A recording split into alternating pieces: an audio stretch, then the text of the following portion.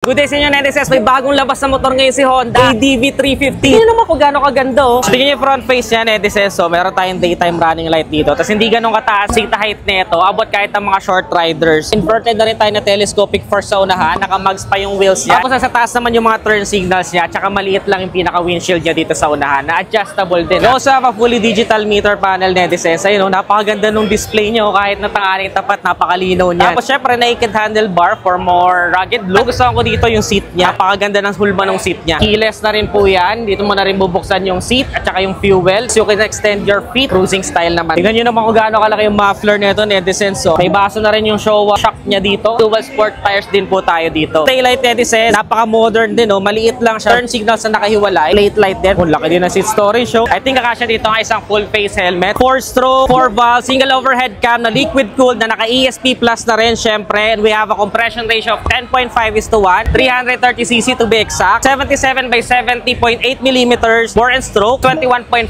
kilowatts of max power, 31.8 Newton meters of maximum torque. Diba? Panalo na rin, no? Sa fuel consumption, 30 kilometers per liter ayon sa WMTC. Automatic transmission lang po ito, kaya gas and go ka na lang. 188 kg. Pwede sa mga beginners. Dalawa yung color na makikita natin dito, netizens. Red metallic at saka matte gunpowder black metallic. Para sa inyo, sulit ba siya? Comment nyo naman sa baba. Make sure to follow this page for more. Again, this is Adriano. Always keep it cool, ride safe always.